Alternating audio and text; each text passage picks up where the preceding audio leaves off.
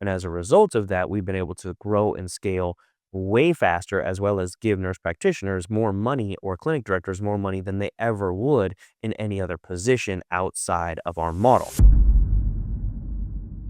When we are hiring and training staff, we make sure that we have a set of systems that onboards these staff members. Now, at the beginning, we didn't have any of this stuff. So if you don't have any of this stuff, even with 5, 6, 7 locations, then it's okay. You just got to go back and do it. We didn't go back and actually create these protocols until we had really 12 to 15 locations. And even then, we're still creating some of these protocols and still rolling some of these out.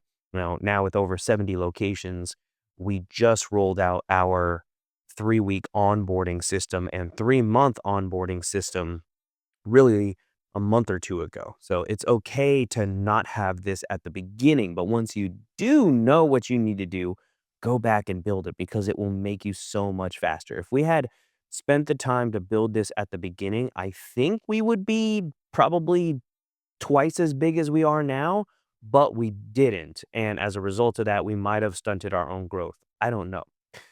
But number one, you want to make sure that every new employee you get goes through some sort of basic training. Basic training means who Genesis is, what we are as a group, what our values are, what our mission is, and the direction we want to go in. And as a result of that, that is going to be part of your onboarding because you want every person to know who you are as a company and what direction you want to go in.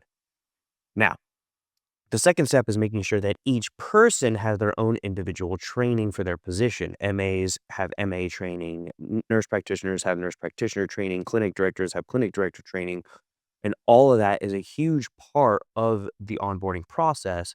But at the same time, every single person is taught, reiterated, and reviewed through the core values over and over and over.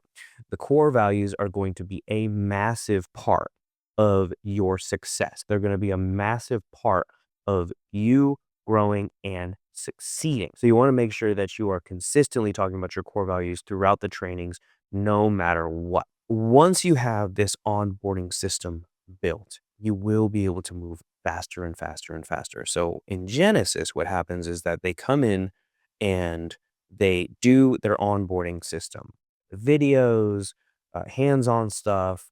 They're sitting with the clinic directors, learning about things on a day-to-day basis for at least 2 to 3 weeks. That's the onboarding system. Then on top of that, they go to, let's say, a main training platform. So if we are building a new clinic out of scratch, we send that staff to our headquarters of that area. So on the East Coast, we have a headquarters, Midwest, we have a headquarters, and West Coast, we have a headquarters to where everybody goes there in a new clinic to train. They MAs hang out with the MAs, NPs hang out with the NPs, et cetera, and they see how the clinic flows and how our Genesis system works. Then they go back to their location, open their location, and we send one of those clinic directors from one of those headquarters to the new location to be there for the first week of opening, making sure that everything is smooth, figured out, problem solved, etc. And when you're closer to each other and you have two clinics that are a few hours or maybe 30 minutes, 45 minutes away, it makes it even easier. So what we recommend and what I recommend is make sure that one of your staff members that is most senior from your other locations travel to your new location and help run that location. Maybe your new staff hangs out at the old location and helps run that location. So back and forth, you're trading staff. However, that will ensure that your staff gets up as fast as possible. The next thing when it comes to scaling is looking for nurse practitioners that you want to partner with. So that's the way that Genesis grew, is through what's called the Chick-fil-A model, if you will. We partnered with nurse practitioners, gave them a piece of equity or graduating equity in their company, in their location, and then we plugged in all the backside, all the marketing, all the systems, all the platforms, everything that they needed to succeed. And all they had to do was run the clinic and see clients. And as a result of that, we've been able to grow and scale way faster, as well as give nurse practitioners more money or clinic directors more money than they ever would in any other position outside of our model. That's part of our vision being the best place to work in healthcare. Most of our clinic directors that run our clinics come from within our company. So as we grow, we have different employees that stand out. They want to be leaders, they want to grow. So we give them opportunities to move and grow new locations, new experiences because they might reach a ceiling where they can't expand where they are now. So there might be one or two people might be good leaders for your next clinic or your next company. So it behooves you to spend time with them, making sure you're pouring into them, getting them the most education possible, and then giving them part equity or profit sharing in your next clinic. Now, there's two different ways. There's equity, and true equity means that they have the ups and the downs of the business. So when the business is down, they got to shell out money. We've never done that, but people have true equity in our clinics. On the opposite side is profit sharing. Obviously, as they grow and as the clinics grow, they get a part of the profits. They don't get any of the downside, all the positive side, which a lot of times your staff members will want more.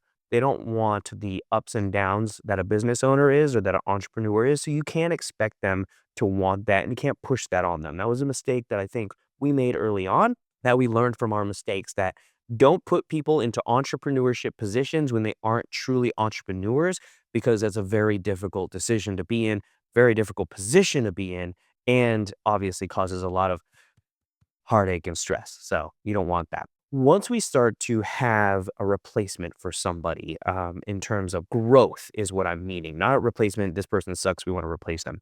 If we're trying to grow, we use what's called the I'm dead method. And the way I run this is, let's say I'm the nurse practitioner seeing clients in a clinic. I'm the sole nurse practitioner and I want to replace myself with somebody.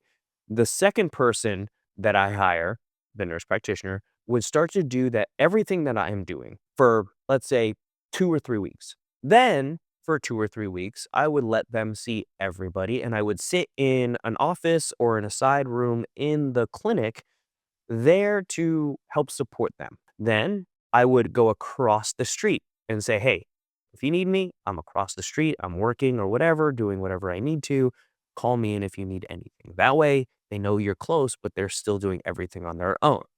Then the final step to this is the I'm dead method. You tell them, I am dead. You cannot call me. You cannot have me bail you out. You have 1 week. Unless something is on fire, the building is on fire, or somebody is dying, do not call me. Figure it out yourself.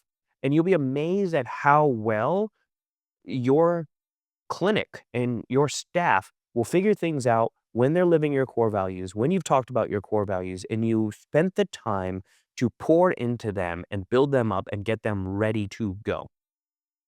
Now, that is the point where you know that you can leave that clinic and it will still continue to thrive without you.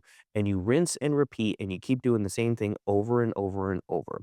Ken Blanchard said, profit is the reward you get for creating an environment where your staff love to take care of the client.